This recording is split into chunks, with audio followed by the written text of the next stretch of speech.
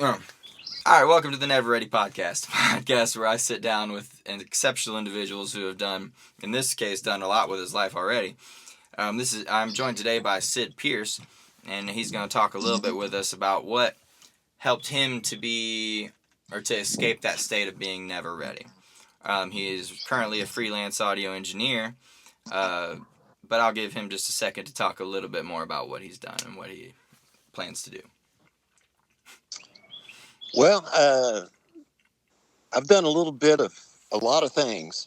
I was born and raised in Gainesville, Missouri. I started playing the trumpet in grade school. I always wanted to play the drums. So I played in a little rock band. We booked our own shows there at the Lions Club in Gainesville, had some school dances, played at the junior senior banquet back before they'd allow the kids to have dances. And when we went into Alice Cooper, and I think I was even wearing Alice Cooper makeup, and the superintendent turned electricity off on us. And then amazingly, they brought us back the next year, and we kind of mellowed our sound a little bit and did some Eagles. And I remember them saying, "Hey, you guys have improved a lot."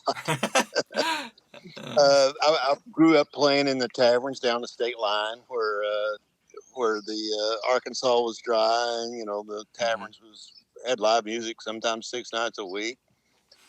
Worked at Baxter Lab and played in a southern rock band called Levi Walker, and we had a lot of fun. But then I had a desire that I just wanted to go full time and didn't quite know how to get there.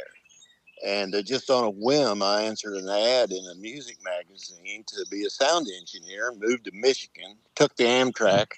I had a guitar player friend of mine drive me to St. Louis, jumped on the train with all my stuff, and went to Battle Creek, Michigan. And we traveled, I think, pretty much nonstop for 9 months. We did a ton of shows. I mean, it was trial by fire. Mm-hmm. And then I jumped ship and went in with another group and worked. We traveled the country in a 63 Bluebird school bus. We went to Miami, Florida, and did 10 nights in Miami, Florida, and the next gig was in Eugene, Oregon. And from there I went to work for a sound company out of Lexington, Kentucky, and they were doing all of Billy Graham's crusades as well as Ronnie Millsap, Barbara Mandrell. I worked with the Beach Boys and Ella Fitzgerald, and a bunch of people with them. And it kind of just parlayed to where I was. Next thing you know, I got a resume working with over 40 Hall of Fame members in both the Rock and Roll and Country Music Hall of Fames. Man, that's very impressive. I just about a month ago quit working in Branson at the Grand Country Music Hall on the 76th Strip. And it was just too much for a guy that's almost 69 years old. I was driving 2 hours on the road every day, plus working 14 hours, and it was like, okay, I'm tired. So I'm rested up and I'm ready to go again. I got a few sound dates booked for the year, as well as I'm gonna go be playing some drums tonight with a reggae band, and we're gonna see how that unfolds. That's awesome. Well, it sounds like, given your resume, the rest time is well deserved. You've been putting in the work for a while now. Well, in the music business, it's either feast or famine. Absolutely. One thing I'm personally curious about, we were talking about a little bit before I started recording here, but the people don't know, we talked for a while and I forgot to hit record. But you said you played in a band. Your bands, you said it was like Skinner style. You had multiple drummers, multiple guitar players. Did you mix that? No, that was back in the mid 70s, and 99% of the people just mixed themselves from the stage in those days. Yeah, just your equipment, whatever you got going. We didn't have monitors or anything. Absolutely. Like that. I was curious because that's I've never done anything that big, and that seems like that would be a lot to try to make perfectly come out of all your PAs, and everything. That was just a curious personal question there, because I've not had the chance to do anything that big.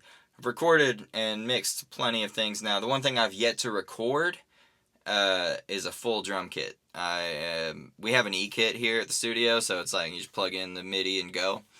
Yeah. But I'm very much looking forward to when I get the chance to. We just don't have a drum kit, otherwise I could do it.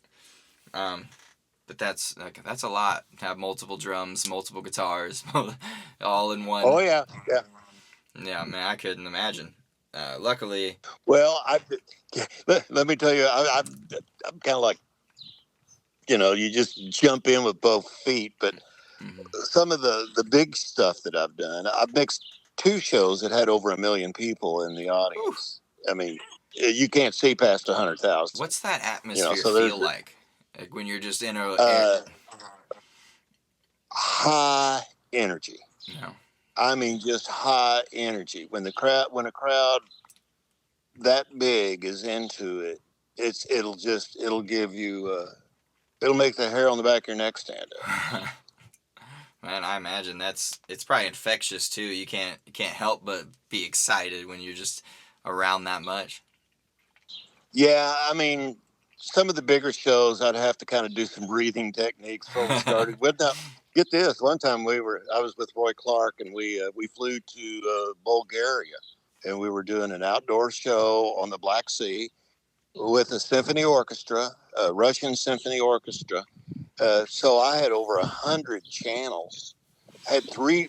This was in the analog days before the computers, So we had 3 different soundboards all daisy chained together, and I had a sound crew that didn't speak English. All right. And the orchestra didn't even. We did one rehearsal, but they were sight reading, and then we it's time to do the show, and I'm back in the dressing room, and they come out and say, oh, by the way, this is going to be broadcast to 750 million people live tonight, and they're taking your mix. Fun. So it's like, okay, here we go. Yeah, no, it just kind of throws you in there. I couldn't even imagine. Like, I primarily do studio work, so it's easy. You mess up, you start over, I do run, I'll show you. Yeah. I do run, through my analog mixer. I don't like doing everything specifically on the laptop. I do love that there's so much I can do on there, but I like to get as clean of a possible sound through the straight mixer as I can before I ever touch anything digital. But I couldn't imagine running 100 channels and knowing it's going to be televised. So you mess up and it's just there's already like 1 million people there, but you mess up, that sucks. But you mess up and then everybody in the world can see it on TV. That's no fun. I mean, very exciting. At least it was on a different continent and I'd never see those people again. Yeah, definitely. How, was that the only time you've gone overseas, or have you gone all over the place? No, we did, after that Bulgaria was behind the Iron Curtain. They were part of the Soviet bloc at that time. And then we went to the Soviet Union and did a concert tour in the Soviet Union. And we actually made a 2-hour documentary about that. Oh. And, but that was interesting. Of course, I've toured Canada multiple times from, coast to coast. They shouldn't be our 51st state. No. Went to Central America. Worked in Central America some down. Played all over the United States. I'd say I've worked in every town that's had 100,000 people or more in the United States. That's awesome. I know you've been working in Branson. I know that it has the title of one of the music capitals in the world, or in the United States, but I don't know. How do you feel about that? You feel that's an accurate title for the area? Well, no. There was a time, I remember everybody, was telling me when I was wanting to get into music full time, everybody's like, well, go to Branson. There was about 4 or 5 theaters over there. And, the acts, and they were doing well. I'm not going to say that they weren't doing well. They had a great fan base. They did 1 show a day, 6 nights a week. They were able to pay their people really well. And to me, that was probably the glory days. Mm-hmm. And then 60 Minutes came in and popularized Branson. And then you had all these nationally known entertainers like, oh my gosh, everybody from Waylon Jennings, Willie Nelson, Johnny Cash, Glenn Campbell, Mel Tillis. I mean, Tammy Wynette, Loretta Lynn. It was all those people. And they were within 10 years. This is looking back, I'm like, eight years earlier, they were Entertainers of the Year. Yeah. So they were in Branson. It was a big boom time. A lot of people came to town. Our show was sold out every show for about 12 years. Mm-hmm. You know, uh, and good memories. I got married in that theater. Awesome. Because I didn't have time off work to take a day off work to get Yeah. married. But and my wife was the video girl, so There you go. But Branson is not what it once was. I mean, I see a lot of shows. They're just struggling financially to stay up. Mm-hmm. Musicians are they haven't had a pay raise in 40 years. They have very few of them have any benefits. Most of them are private contractors where they don't even have any benefits whatsoever. And to me, it's sad to kind of watch it. I mean, and I'm not saying anything that a lot of people in Branson aren't saying, maybe just not on a platform that's going to get broadcast, but the shows are struggling. Mm. The shows are struggling, and there's a lot of finger pointing and everything. I kind of think a lot of it has to do with the internet. Yeah. You can watch anything you want to watch in the universe on your phone. Definitely. Why go to a show and pay $50? I feel like that's hurt the whole music industry in general. It's like unless absolutely. you're a big name, it's really hard to even touring nowadays is a lot less feasible than it was back then. I mean, everything's more expensive, and way less people are going out to see everything. I have a friend of mine that's wrote several hit songs. Mm-hmm. I mean, household songs. And we did a show, and he had 2 people show up. Yeah. And he went out and did his full show. He was a pro. This week, he's won an Emmy. He won an Emmy for a television show. That's crazy. But, the one thing I noticed about him is it didn't matter. Once he hit that stage, he was going to, I don't care, 2 people. He did his full show.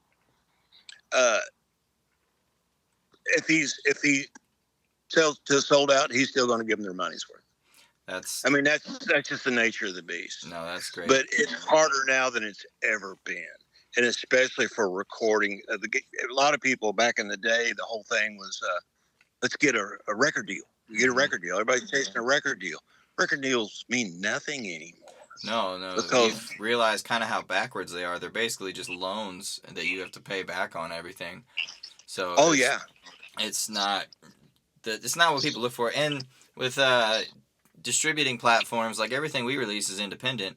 So, and I'm gonna get the numbers wrong, but there's like 1 million songs a week put out. Like there's so many songs put out by various people. Anybody can upload a song to Spotify now, anywhere you want.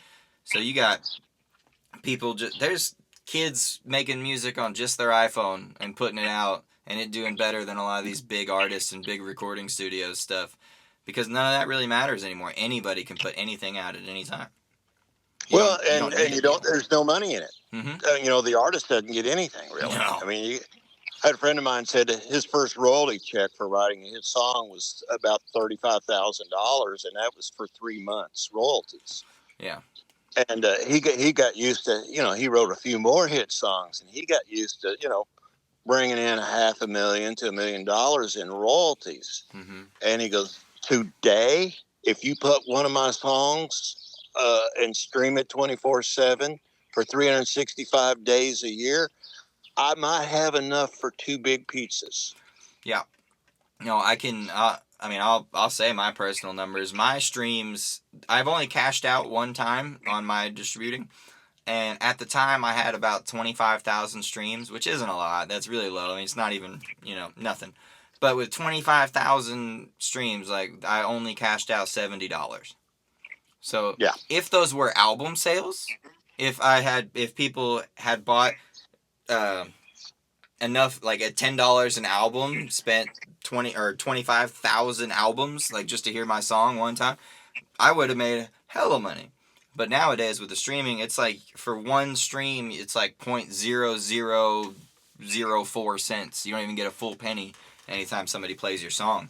So yeah, it really takes you have to get I was just watching an interview about it, actually. I was watching somebody talk about he had to make, I don't know, like 30 million streams a month just to get like close to 100 grand, you know? And, And that's why you got 80-year-old musicians touring now. mm-hmm. You know, Donald Fagen with Steely Dan. He says, I never thought I'd ever have to do another live show again. You know, I figured I could just live off royalties. My wife could live off royalties. Here he is in his 80s, and he's out there beating up the road. Mm-hmm. That's why I can tell you story after story of these old guys that. Well, it's why so many of these guys too, like David Crosby, before he died, he sold his catalog. Mm-hmm. Because a lot of these guys know that, yeah, you know, you're going to sell your catalog. That's your baby. And he goes, yeah, well, I want to make sure that my house is paid off, my wife's taken care of, my kids are taken care of, and royalties is not going to do it anymore. They've been stolen from us. The artists have been stolen from. Oh, absolutely. And it's the tech billionaires, you know. Mm-hmm. It's so hard to make a living on streams nowadays. Like, streams, I look at it, and I try to push any of the artists I work with to come work with me here at the studio. Your streams, like, I rarely even ever want to pull out. I cashed out that one time just for the sake of, like, I've made money off my music. Cool. But I try to keep that. All my stream royalties is, like, that's just, like, my rainy day, not even rainy day, like, savings account for, like, if something were to happen, hopefully I have a few grand in there by that time. But as an artist in today's day and age, you have to build a name and a brand that you can leverage in other ways. You know, because your music's not going to be making the money. So if you like if Blade, for example, if Blade becomes one of the biggest artists in the world, he always wears his fancy hats. So he could start Law hats, and he'd make, you know, like his style of his own thing, start other companies. But because people like him and his music, they'll buy his product. So in today's game, that's the only way to really make a feasible like living, because streams ain't gonna do it. And one month you might kill it in streams, and the next month nobody might listen to your stuff. So it's well, back in the old days, you know, I grew up in the 70s. You know, in the 70s, the lawyers and the accountants hadn't totally embedded themselves in the industry yet. Mm-hmm. You know, in the early 70s, if you sold 100,000 albums, you had a gold record, and there were people banging down your door trying to do business with you. If you sold 100,000 albums a day on a major label, you'd be dropped. Yeah, labels work so differently nowadays. Like, they used to build the artist and like put into the artist. Nowadays, it's a label won't even sign you unless you already have your own attention. Which at that point, why would you sign? They just want to hop on and make some. They want to give you a loan for, like, you made $1 million sign-on bonus, but you got to pay us that back. We're gonna go on tour, and every expense from that tour is getting added to you, and then you got to pay all that back before you see a chunk of your royalties of anything. You know those 5-star hotels and those steak dinners, those limo rides? Mm-hmm. You enjoyed all that? Well, guess what? You paid for all that. Yeah, we bought 10,000 rolls of toilet paper for the tour. Didn't even need that much, but you paid for all of it. So we'll just buy whatever. Catering at all the events. What do you want? On my side of things, I'll see a new artist get signed. Next thing you know, they got to fire their band. They got to fire their crew. We're going to put you together a better looking band, somebody, you know, that looks better. We're going to put our crew guys out there. Our crew guys are going to, I've seen half empty semis and buses. And then when the accountants get involved and do their audit, usually about 3 to 5 years into an artist's run, if they're doing well, they do an audit, then they find out that, all these kickbacks was taking place. People were robbing you blind, you know? Yeah. Yeah, I would never, in today's day and age, sign a record deal. The closest I would do is either sell a catalog or sell a specific song. Like, if a song I have is popping off and a label they want to get it from me because they want to push it a little bit, I would piggyback off the little bit they would do. And, like, sure, I'll sell you this one, but that's also in the hopes and, you know, the belief in myself that I can put another one out that's going to become what I actually want. Because, I mean, even I know stories of people that's happened to, where they've had a song pop off. They've, you know, a record label hit them up like, hey, we want to do a deal, purchase this song. And it ended up backfiring on them because the record label did nothing but expect the artist to keep promoting and pushing their song so they would make more money. but it even backfired worse in the artist's favor because they weren't, through their little deal there, they couldn't release their next song until like a month or so after the label was done pushing this song. And they were an artist that released weekly. So signing the deal gave them no promotion. It just lost them one of their biggest songs. They weren't, and the label, it didn't do anything for them. They just wanted to piggyback off the artist. I look at labels nowadays more like loan sharks. Like they just want to give you the money so they can follow you around and payday take more. loans. Yeah, Payday loans. that's all they are. It's so funny because, like I said, everybody always thought, hey, if I get a deal, I've got it made. And now I know so many artists trying to get out of their deals. Yeah, definitely. I push everybody to stay independent. Like I run what I call a record label, a media company, but I'm an independent record label, and anybody that I sign is still an independent artist. Everything that comes, like it's your, like I just sign you that like I'm your producer. I work with you. We do the stuff.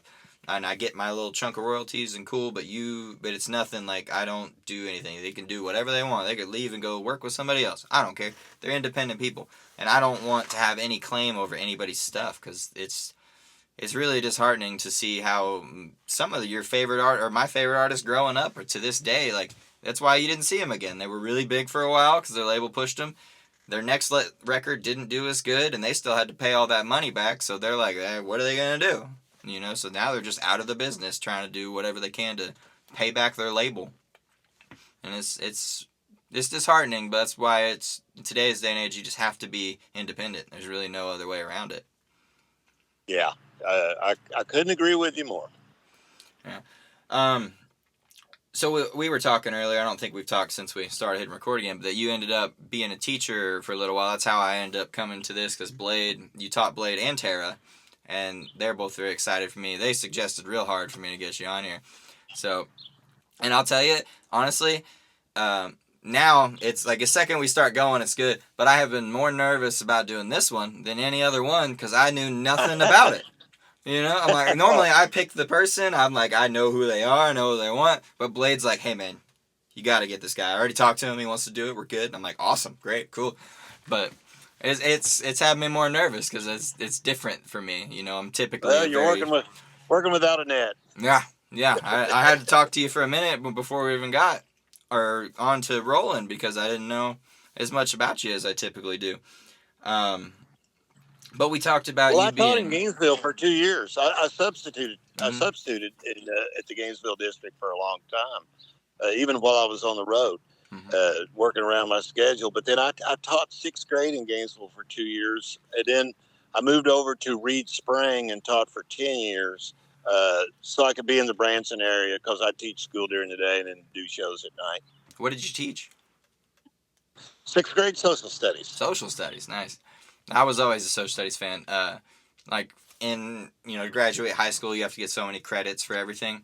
I know we had to have 3 social studies credits to graduate, and I had 8. I took every social studies class I could. I was a fan. I like history. I like learning about all that kind of stuff. But you like the humanities, huh? Yeah, no. Oh man, psychology and sociology too. Those counted as social studies credits for there. But man, that's my bread and butter right there. It's my bread and butter, which makes sense why what's sad? Now I'm a producer, so it makes sense. I feel like more than anything, I'm a damn therapist for artists in here. Like we're getting deep. I have artists crying in here all the time. But sure.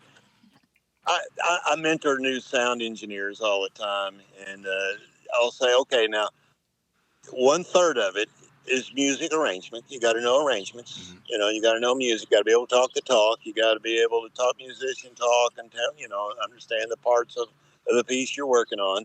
1/3 of it is physics. You got to know signal flow. You got to know electronics. You got to know electricity. You know, you got to be able to figure out problems as the gear. You know, and the other 1/3 of it's psychology, both with the artist and the audience. Absolutely. I couldn't agree with that more. It's honestly my favorite part of my job here. I even have a little plaque over here that one of my guys I worked with bought me. It just says coach. It's like, and it's got the definition of coach, and I've had quite a few of them here just start calling me coach. Like what I was even talking about with Blade earlier, because some artists, like it doesn't work. You need that level of commitment, but some artists need that like babysitter, which isn't going to work out if it lasts for long. But that's how I started in all this of like, hey, let's do this it can actually happen. And then I did the most I could to help shift the mindset. And once you get that mindset where it needs to be, then the sky's the limit for whoever you're working with. We just all got to be on Is the that same page. lawnmower? Is that lawnmower bugging you as much as it's bugging me? Oh, I can't even hear it. I didn't know what was going on. Oh, my neighbor's mowing his yard. No, I can't hear it, so not bothering me at all. But, so where we were actually before I realized I wasn't recording the first time is asking, what was life like for you before you made the commitment to that music was going to be your life and what you were going to do? Well, I think I was like a lot of young people, that I was struggling trying to figure out what it was that I was meant to do in life. And, being in Ozark County, I didn't have a lot of exposure with people that, was in the music business. However, there was a rock band that moved in to Oakland, Arkansas, Black Oak, Arkansas, and they were a big touring act.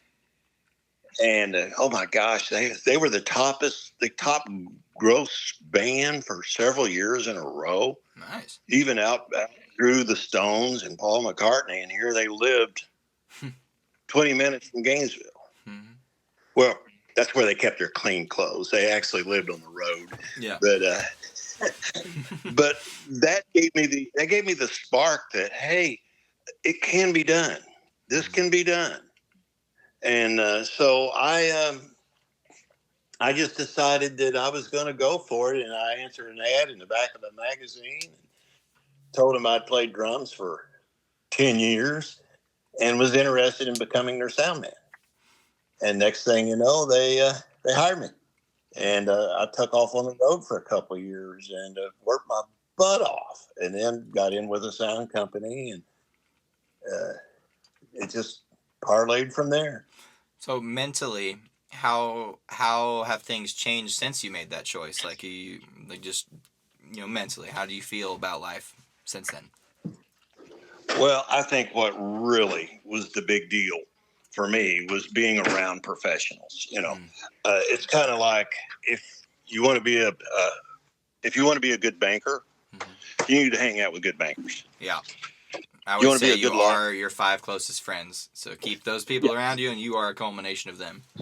Yeah, exactly. So being around professionals and seeing how they did business, how committed they were. I remember this first band I worked with, whenever I decided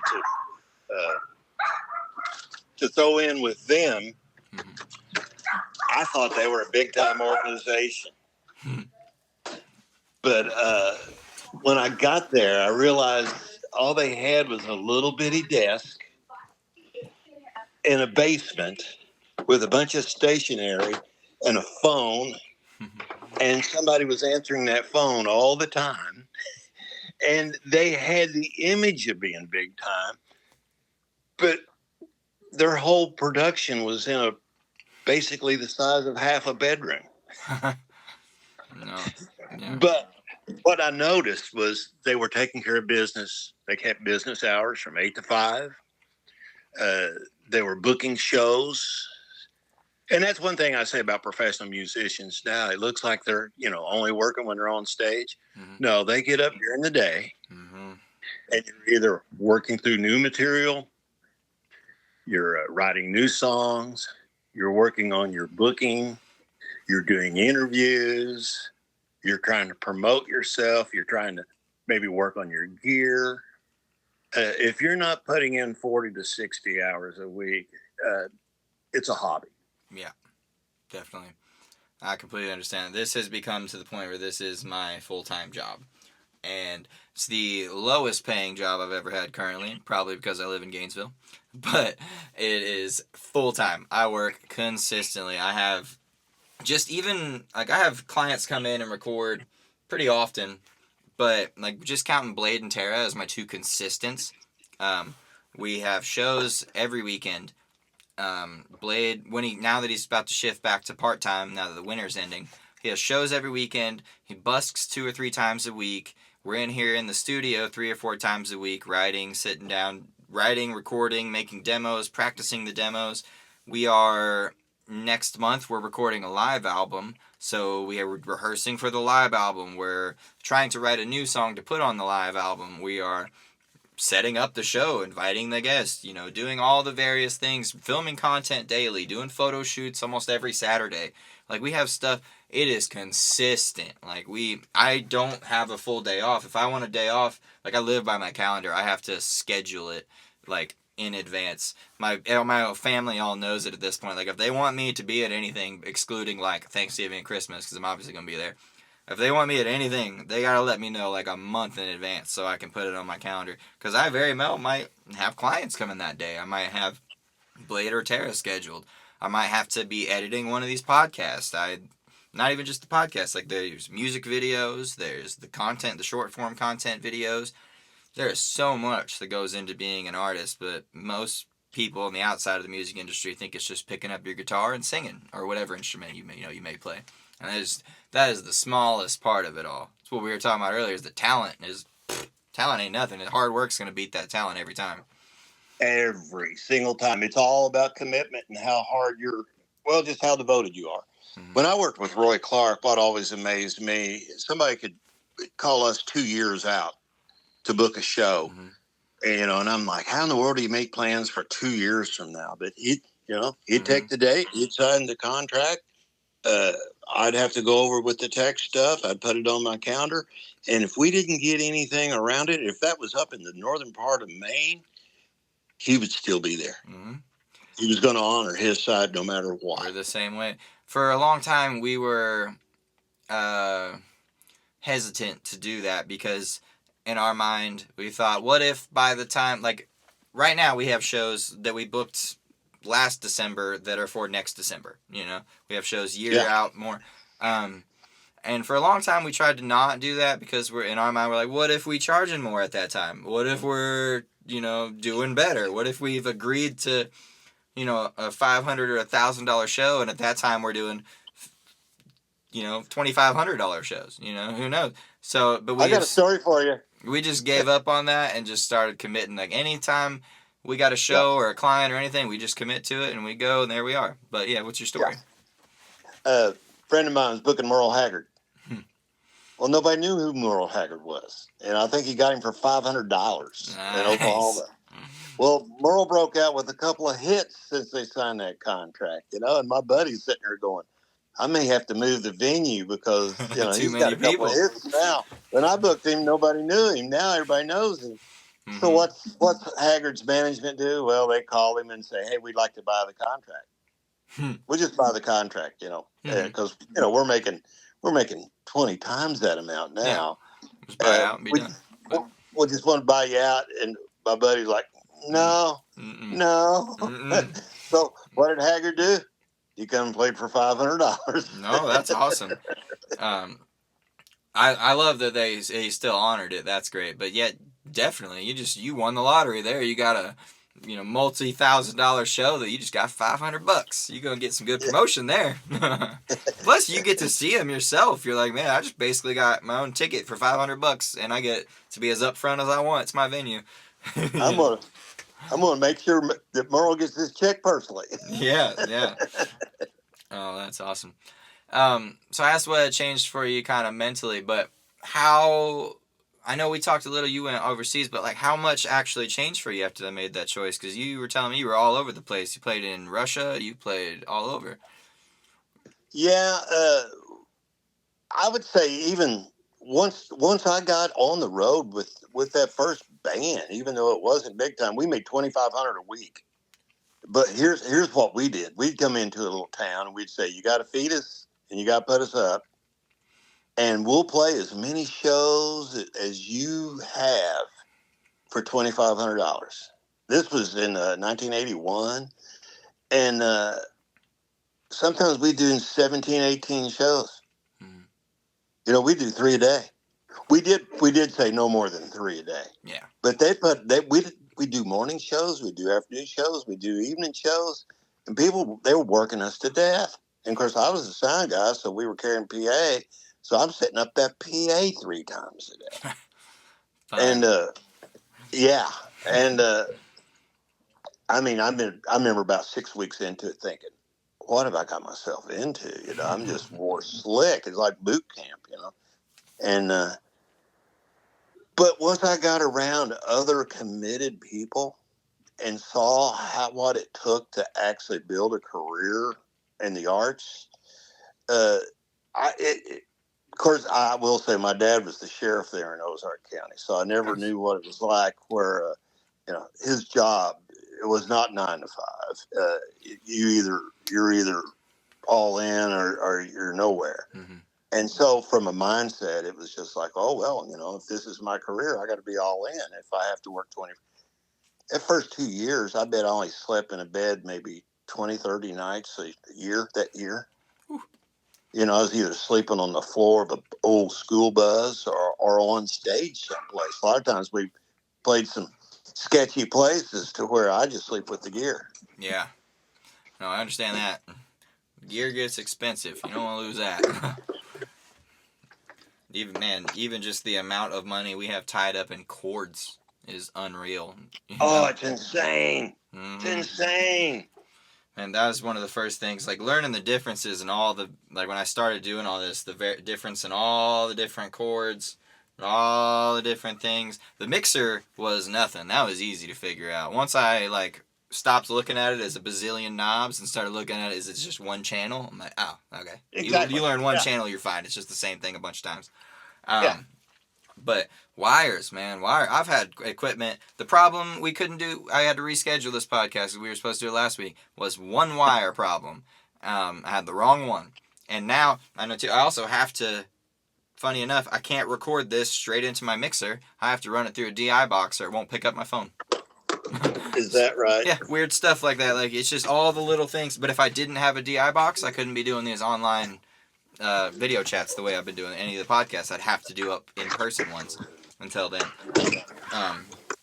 But yeah, little stuff like that, man. There's so much technical stuff that goes into it. So I completely understand sleeping with the equipment, because once you get your equipment the way you like it, you don't want to lose it. Well, and in my experience of being an audio guy, you can have a multi-million-dollar system, and next thing you know, it's a $3 connection that stops the whole show. Mm-hmm. Yeah, man. Working nowadays with modern stuff, like my freaking laptop has 0 USB connections on it. I have to have adapters, and then adapters for adapters, and they took the aux cords out of phones and everything now, so I gotta have an adapter just to plug into my phone.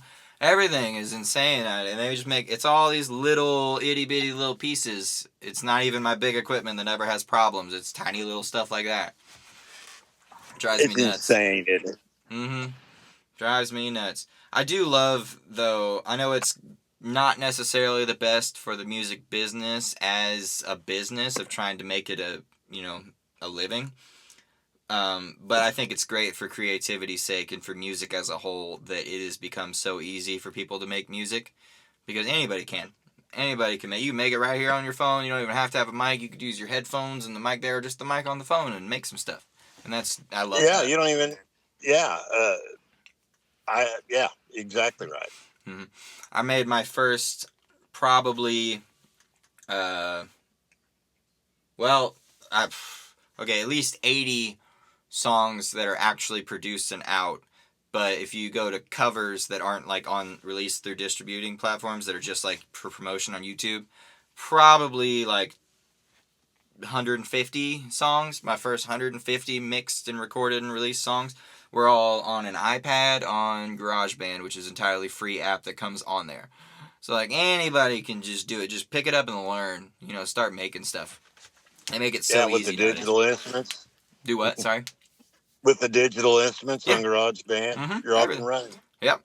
Everything, until we started building the studio the way we have it. I mean, Blade's always had a guitar. Now, through just doing it, we're fortunate enough, I'm in the studio right now. We have, I can turn it, through the window there is the booth on the other side for vocals. And then if I go out that way to the room across the hall, it's full of instruments. There's the pianos, the drum kit. It's everything's in there, the wall of amps, so we can plug in and use anything we want. But we've got it all run and connected together. But for so long, I just had my iPad in the living room plugging in whatever I could to it and just go for it. And we released so much stuff like that. And what's funny is we got so much compliments on a lot of the stuff. And looking back at it now that I've produced for 2 years working on music, a lot of it sucks. A lot of it's like horrible. Like, it's awful. I didn't know what I was doing. None of us did. But we just started. And even before that, even before we started recording, I set one of my little GoPros up, and I have like interview shirt mics. And I just ran one of those out and put it as close to blade as I could without getting too close to clip and distort. And I just filmed it directly on the mic there. There was no production or anything. But it was because, in my mind, doing something is better than doing nothing. So start putting music out there. Just film it on your phone if you have to. Countless artists blow up from that. Just not even any production. They'll just set the phone up. Like, we are here to start playing. And like, now they've, if that pops off, it pops off. But I love that anybody can just do it now. Or try at least. Yeah. And, you hit on something. I had a young bluegrass group call me up one time, and they were like, are we good enough to make a record?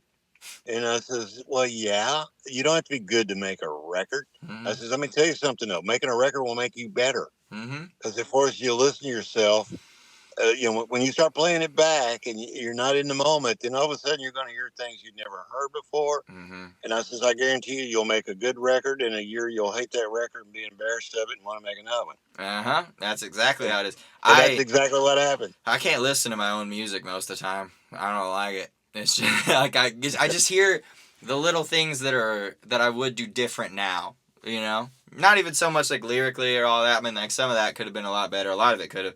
But production-wise, I'm listening to it and I'm like, I could. Well, you know what's funny?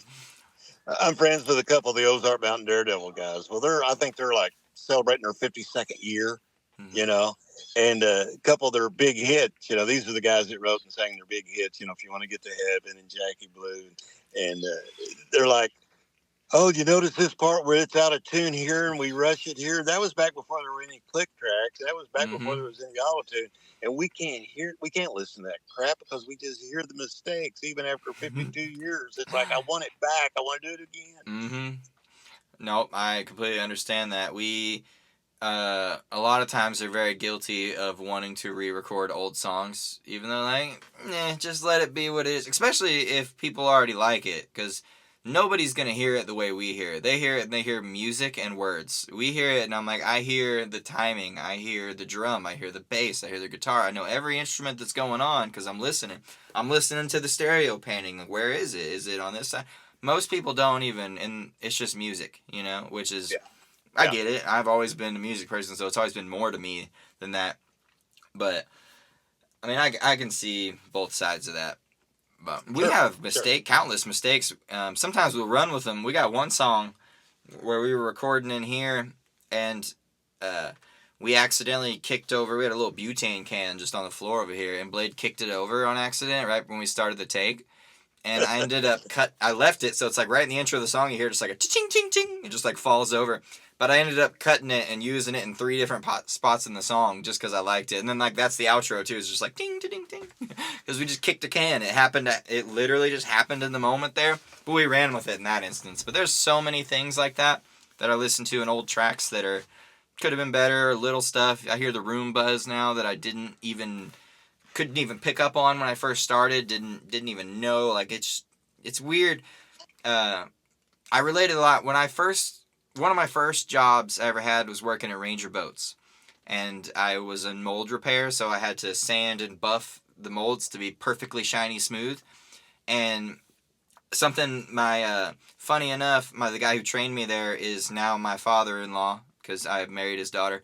But he trained me, and he told me something because he let me buff something for the first time, and he came over to look, and I thought it was great, and he's like, shit, do it again. And I was like, what? But what he told me was, when you get to the point where you can see the scratches, like when you can just look at just the right angle and see all the scratches, that's when you know you're good at this job. Because like I thought it was perfect, and it was there. But it's the same. I look at it the same way with music, because that kind of stuck with me for a lot of things. That like the second you understand it and can hear all the parts, now you can do something with it. Now you're actually good at what you do. Like you're at the point.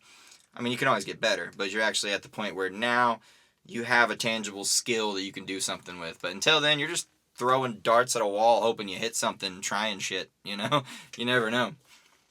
But Yeah, I always kind of do the sports analogy and say, there's a big difference between high school ball and college ball. yeah. Then there's even a big difference between college ball and semi-pro, double A or whatever. Then there's a big difference. There's a huge step from that to the pros. Somebody can be good, but greatness is still a long ways away. Yeah, and it's one of those things I feel you're always striving for. Like, you'll never fully get there. And if you ever get to the point where you feel like you're there, you're lying to yourself. You need to keep pushing forward. Absolutely. You need to keep on trucking, because then once you get complacent, you really start messing stuff up. Thinking you just know all there is to know. I can do anything. I'm like, no, I'm consistently trying. Anytime I learn something new, especially about production, it makes me realize how little I know about everything. Oh, absolutely. Every time, because you just start feeling good. You're like, all right, I'm getting the hang of it. I've been doing it a few years now. These are sounding better. And then you learn one new thing, and you listen to old tracks, or even the most recent track I mixed, and I'm like, I skipped this one step, and it changes everything, But yeah, Well, people used to ask me, they say, well, how'd you learn to do that? And I says, I stole it from somebody else. Literally. I said, I was always hanging out and looking over somebody's shoulder and go, oh, I'll be doing that tomorrow night. That was something I was actually going to say, but I forgot while you were talking a little bit ago, is an admirable trait you seem to have is you, just from the stories you've told me, is you seem to take mentorship anywhere you can get it, even without like a dedicated, this is my mentor. You're just watching and learning, because you've talked about all the working with the pros and how much that taught you. Some people don't have that ability to watch and learn, which you got to have that. You got to be a sponge. You got to be able to soak it all up when you're around people that know more than you, and have the mentality to understand that there are people that know more than you, because a lot of people will think they're that, think they know all they could know. And it has nothing to do with age or experience. You can learn from anybody, anyone you can learn from. And if we're not learning, then it's time to check out. That's all life is learning, getting better, growing as a person. To me, I look at life as being a big classroom. Yeah. Funny you were a teacher. Life is a classroom. We're sent here to learn. Yeah, absolutely. I wish that when I was in school, I had the appreciation for learning that I do now. I was. Don't we all? Yeah. Like nowadays, I have, like we were talking about psychology earlier, I purchased years after school an AP psychology book that I skim through and read, and I work on myself just for the sake of doing it, because I love to learn nowadays. Like, I wish I read like I do now. Also, audiobooks, huge thing for me, because I'm an audio guy anyway. I love audiobooks. If somebody would have sat me down when I was in high school and be like, you could just listen to the book, I'm like, oh, snap, all day, let's go. But I listen to them a lot of times at times 2 speed and just try to get through books like that. Love it. But I wish I was like that when I was younger. It took me, again, I had mentioned my buddy passing away was kind of the biggest shift for me, because I realized how short life was. But that, like, if I had that prior to there, I wonder where I would have been now if I just had the appreciation for learning, getting better, and understanding things. Because it's super important. What was your friend's name? His name is Caleb Wheeler. Caleb. Yeah. I want to hear that name. I want you to say it out loud. Thank you, Caleb. Yeah, absolutely. He actually two of my best friends, they both passed away, like my trio growing up. One was Noah Ryan. He's a beautiful soul, funniest guy you ever met. He's like if you were hanging out with Chris Farley, like he's just that. He's just the big goofy guy in the room, always comes in with a smile. But 2018, he ended up taking his own life. And then 2 years after that, Caleb, my very closest best friend, he wrecked his motorcycle and passed. Prior to that, I was running my own tile business. I was building showers and doing flooring and all that fun stuff. Making more money than I ever made in my life. But it was when he had passed that I got really depressed for a while. Was living literally a block away from his house and his parents' house. So I'd see him all the time. So I just had to get away. I went and stayed with one of my buddies. Uh, Told my buddy that I was very seriously contemplating wrecking my car on the way to work every day, and he flipped a coin and said, "If this is heads, you're quitting your job." And it was my own business. He's like, "You're giving it up. You're stopping it." So he flipped a coin. It landed on heads. I quit my job. Funny enough, it was about 2 weeks later. I came here to Blades to stay for about 2 or 3 weeks to work part time with them doing some construction. I guess full time, but for just those few weeks, so that I could go travel. Left to travel, made it to Georgia where my wife is from, and then my grandma passed away. So I came back here for the funeral. When I came back, Blade was going through some stuff, and that was when we made the choice to decide to commit to his music because we both weren't in great places. So I made myself accountable for my friend in the meantime, and it helped me like stay out of my own funk and out of my own way. And through building what we built here and doing the music, building the studio and all that, I am now mentally better than I've ever been in my life. And it's crazy to think that I was at the point of seriously considering wrecking my own vehicle because I just didn't want to continue doing what I was doing. And I feel like that was me. I was the never ready side of my life, as I never was at that point where I was like, I can just do what I want. I thought I was doing what I was supposed to be doing because I started a business, started making good money, was doing all this, but I just spent the money and I came home and did nothing and wasn't really that happy. But it took Caleb passing away before I really was like, okay, I gotta go. I gotta do something. And like I said, now I'm mentally and better than I've ever been in my entire life. Making probably less money than I made in a lot, but so much happier doing what I'm doing. Yeah. Yeah, you kind of remind me of an old musician friend of mine I used to work with, Tom Montgomery. He was an old jazz guy, and he was giving me a little. Oh, he just taught by talking. But he says, I never asked one time in my career what a gig paid.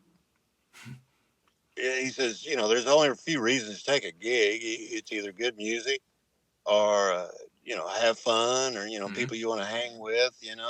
But he says, I never let money determine my career. No, no, I'm so much more about just enjoying my life and actually feeling happy. Like that's why I've earned the coach title here, is I care so much more about the people I'm working with than I do about if they ever become the biggest star, which they all have their own goals, but like, again, we talked about it a bunch in Blades episode that is dropping later today. It'll be in the past for people watching this. But if you're interested, when I got here, he was an alcoholic. He hadn't seen his kids in like 6 months. He had a girlfriend living here who was kind of living off him and cheating on him at the same time. Like, he was just not mentally good. And now he's getting married, which he didn't even believe in marriage. He's got his full custody of his kids. It rained in his house when I came to stay here. There was pots and pans everywhere. And now we fixed it all up. It's a nice house. We built a whole studio in his house. He doesn't really ever drink anymore. He's just recently quit smoking. Everything has been like, I care so much more about the fact that he's so much happier now in his life and fulfilled more. And he's got his kids. They're doing great. Everything's going good. Then I care about any of the fucking songs that we make or whatever. I love doing all this, but that stuff's so much more important to me now than trying to chase let's get all these songs out. Let's get the content. Let's make the money. Or get the shows, I don't care about all that. Like, of course I do. It's my career. But it's the people that, to me, that is so much more important than the actual act of what we're doing. Yeah. You gotta have your priorities straight, and career is not even in the top 3. Mm-mm. No, it's my family and my friends are like the first thing. Like it's people again. I want to make sure that me and my wife are great, and we have a great marriage. And like, Blade's my best friend, and he's doing good now. Like I said, finally, he just recently got engaged, and it was a shocker. He immediately called me like, "Hey, I'm engaged," and I was like, "You told me you were never getting married." He's told her he's never getting married. It just changed for him. Well, you hit on something there. I got to elaborate a little bit on the subject of happiness. Mm-hmm. You know how to be happy? Help somebody else with their happiness. A life of servitude has done the best for me. Yeah. I try to be as helpful and of service as I can. I like to call myself kind of a chameleon in the room. If I need to be in the room just to be there, then I'm there. If I need to be the coach therapist, I'll be there. If I just need to be the friend, I'm there. If I need to be the producer, I'm there. If I need to be whatever it is that is needed of me in that room, I try to be that. Yeah. To me, that if I've ever learned anything in life, it's if I can help somebody else achieve their dreams, that makes me happy. Mhm. Yeah. That's it for me right there. Absolutely. And Like, I did that as a crew member, trying to take care of my musicians, trying to take care of the audience. I did it as an educator. You know, it's about emptying yourself into others mhm. with an open heart and open mind. And I've even tried to coach artists to the point of saying, okay, look here, guys, uh, this is a ministry. Whether you're doing gospel music or secular music, this is a ministry. Your job is you're going to go out there and you're going to entertain folks, and you're going to take their minds off their aches and their pains and their trials and tribulations Mhm. for maybe just an hour. But you're going to go out there and you're going to elevate everybody. Mhm. You're going to elevate humanity. Definitely. Uh, to touch on that, actually, one thing I like to do with artists, like use Blade for example, because you know him. We sat in here, and this touches more on like the therapy aspect of what this is. Is the songwriting practice I like to do with a lot of artists, where I have them, I give them a notebook, and I'm like, I want you to, after we decide a topic, give me 2 or 3 pages of just writing about that topic. And Blade also has had one of his best friends pass away, so we used that once, and we also used his mother has a history of drug abuse and rough alcoholism, so he grew up watching that a lot. So for those like 2 examples, I had him, like, we use his buddy first, for example. I had him write a letter to his friend as if he could talk to him now. Well, actually, the prompt I told him was, if you go to sleep tonight and you have a full-on lucid dream, you're fully in control of your dream, and then your buddy Sam is right there in front of you, I want you to write down everything you would say to him, you know? So he did, and he sat in here and cried for a while and got through the letter, and then after that, we wrote a song of his called Too Late that is just about, all the things that it's too late, but he has all this stuff he'd want to say. And it's one of his more like emotional and deep songs. And to me, my primary focus was helping Blade to get to a point of resolve with this, Same with his mom. But the that song is called On the Floor, where he talks, the chorus is, you passed out on the floor again. Um, and him seeing her that, and how he just wanted his mom around. So that song, when we put it out, like, he's gotten great responses, especially with the acoustic version of him just sitting there playing, because he's like tearing up and playing it and everything. We wrote it for him. I pushed that for him to help him get through those and feel better about those parts of his life. But in doing so, we end up relating to that many more people that have had that much of a problem. So, even if you help them feel better for just like the 3-minute runtime of a song, you're impacting somebody, which is the most important thing that you could hope to do with your music.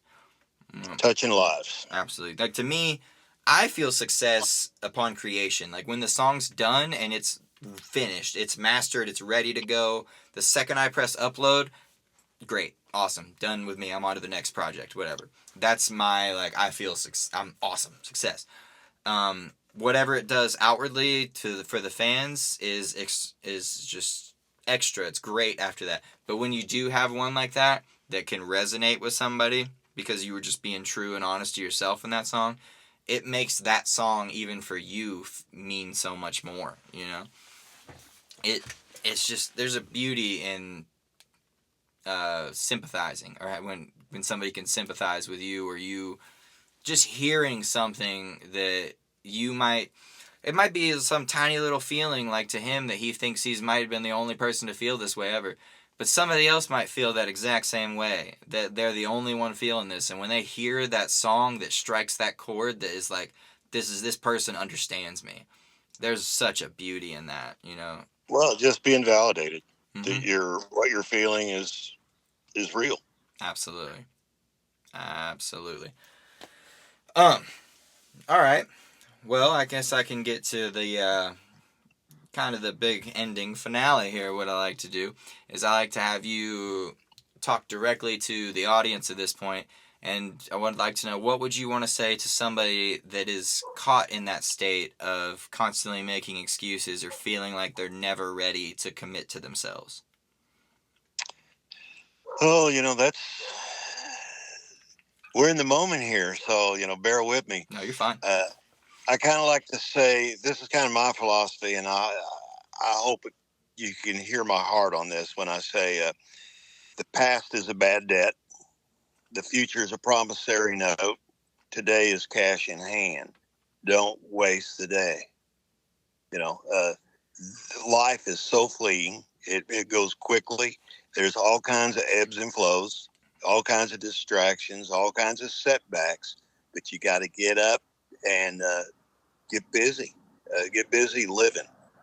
And like I said earlier, I don't know if it was on the portion that didn't make it into this one, but uh, when Scripture says that we are created in the image of God, it means we are co-creators. Everything you see here was created. Uh, God, I don't believe God necessarily has a plan for us individually. We're co-creators. We're supposed to get busy, tell God your plans, and then watch him move mountains to make those plans come true. I could never dream big enough to do some of the things I've done in my life, but I've been open enough to walk through the door when it was cracked open. Mm-hmm. And it wasn't by my effort. It wasn't something that I necessarily willed. It wasn't necessarily that I worked harder than anybody else, but I was willing to take the chance. Whether it was moving to a state that I didn't know anybody, to work for a band that I didn't know, and it worked out, and it parlayed into something better and into something better. And even today, I'm working with people. I'm going to go play some music tonight, people I've never met before. We're going to just see where he goes. You got to be open to life. Mm-hmm. Be in the moment. Be in the moment. Seize the day. Oh, that's beautifully said. I think that was right before I realized that I wasn't recording earlier when we had touched on that. So the point I added the first time is the law of attraction. Is what you're talking about. Like, is what I'm a big believer in. Where attention goes, energy flows. You are constantly thinking about your goals and believing that they can happen. Subconsciously, you'll make those choices to get you there. If you're believing that it ain't gonna work, then you'll make the choices to not get you there. It's just what. So, agreeing with what you say, that essentially we are our own creators, or our own creators of our path.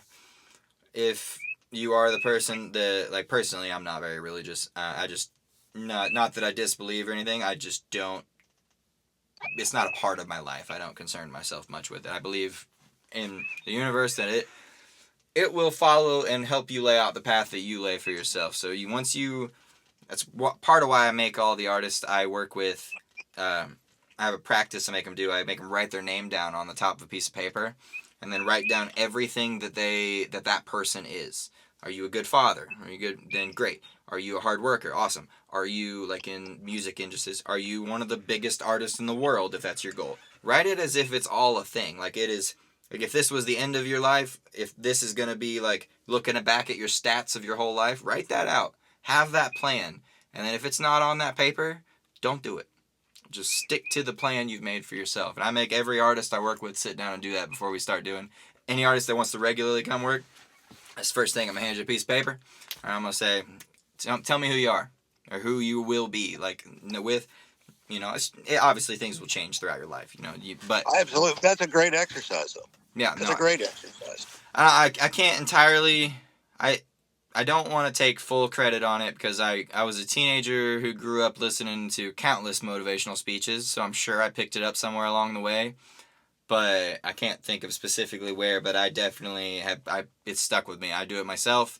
I update it every couple years, and I'll read it all the time and make sure that, like, I am this person, and I'm going to stay committed to who I want to be.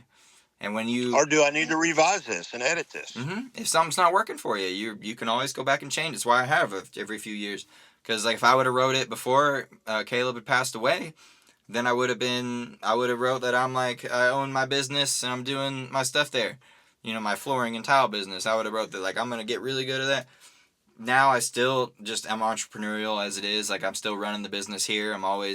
I don't like working for people. I like to be my own boss. But like I have things that are true. That's one of the things that's me. I'm going to be my own boss. Like I am that. So it's just, it gives you the guidelines to follow, which is to touch on what you were saying of like, if we are our own creator and we're made in God's image, he will push you on the path you choose. You just have to choose your path. If you just wander aimlessly, you're not going to get there. Yeah, I don't like giving.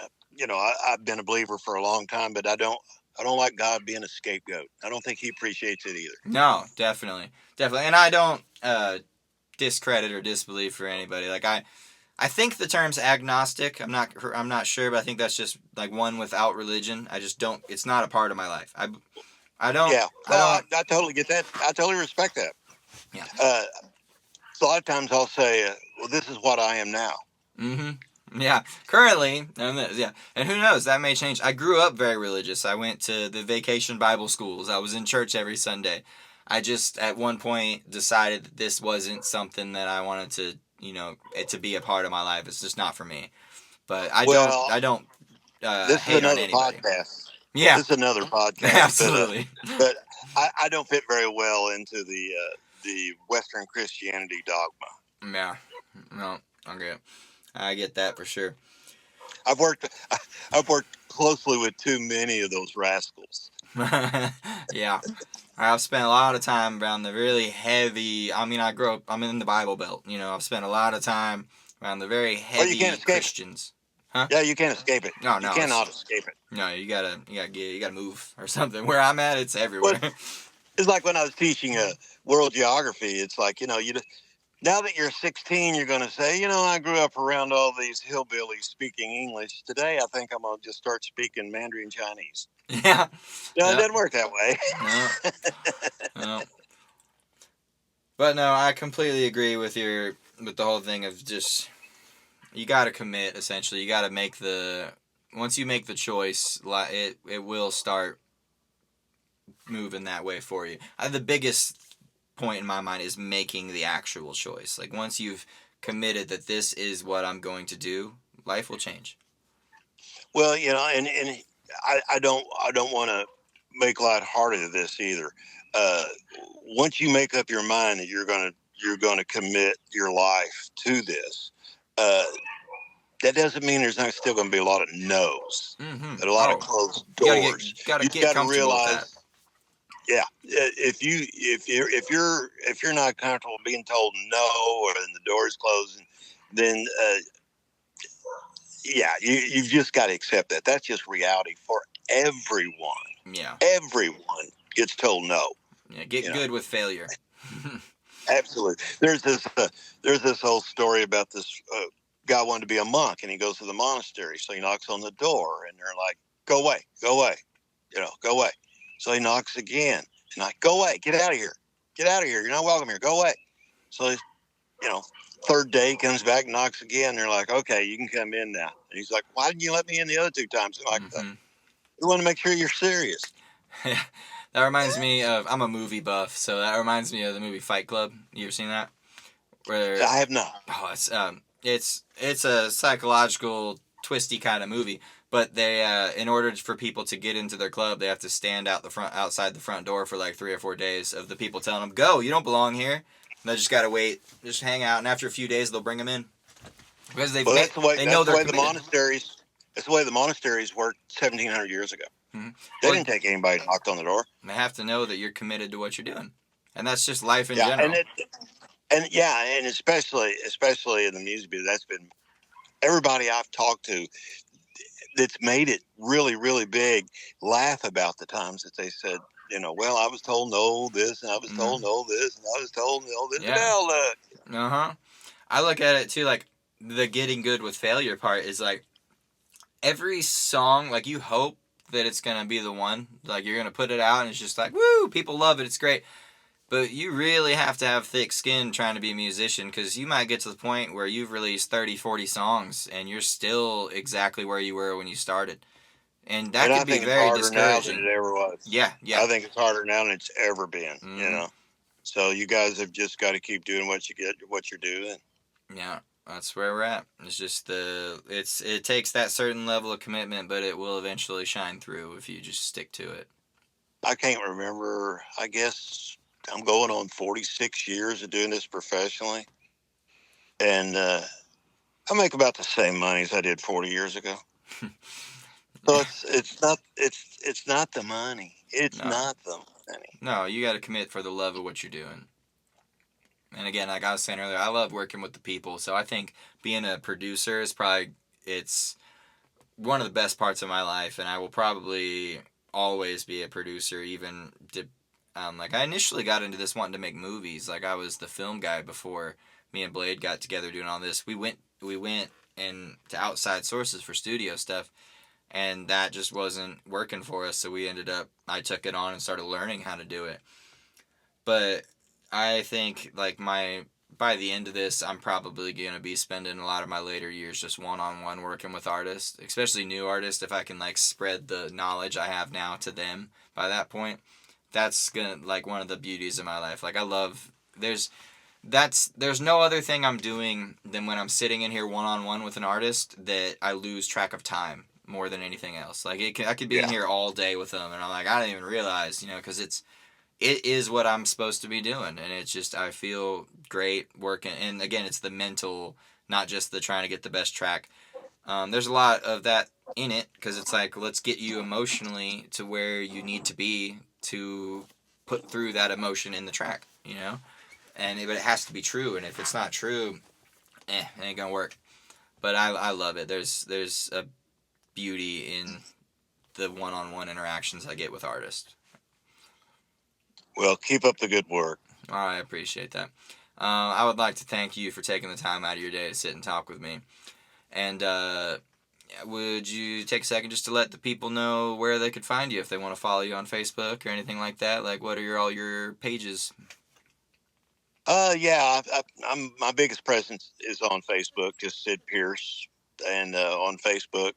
I have a book coming out. It's at the printers. I don't know. I don't know when it's going to be given to me, but I have a book. It's called a Roadie, from the tour bus to the school bus. That's awesome. So at some point, I'll be shouting it from the rooftops when it comes out. No, that's awesome. Let us know. We'll be more than happy to share about it too and spread it. We'll definitely have to get a copy here for us to read. I'm sure Blade and Tara will be all over it too, because one of their teachers wrote it, and somebody working in the same career path they want to. Because like I said, they were very excited for me to get you on here, because I'm sure for them it's inspiring to see someone they knew as a child doing it. Well, what's funny is it just dawned on me now. When I was touring in the Soviet Union, I was living just in Marion County down there. Hmm. See, that's where I graduated flipping, so I lived in Marion County most of my childhood. Yeah, I was living in Oakland, and I remember as I was leaving to go to the airport to go to the Soviet Union, I stopped at the Antler to pick up I didn't drink, but I was just thinking what all I could take, and I picked up a bottle of Wild Turkey and at the Antler, and then like 20 hours later, we're on a train leaving Moscow to go to Leningrad, which is now St. Petersburg, and somebody said, "Boy, it'd be nice to have a nightcap." And I pulled out this big old quart of bourbon, and everybody got about a little bit in a glass, and we were all toasted. And they're like, "Where did you get this?" And I said, "Ozark County, Missouri." Oh, that's awesome. Well, anyways, man, I want to thank you so much for taking the time out of your day to do this. And I hope you and everybody watching has a wonderful rest of their day. Peace and love. Enjoy your reggae band jamming. Oh, I'm going to. All right. Well, have a good one, buddy. All right. Take care. You too.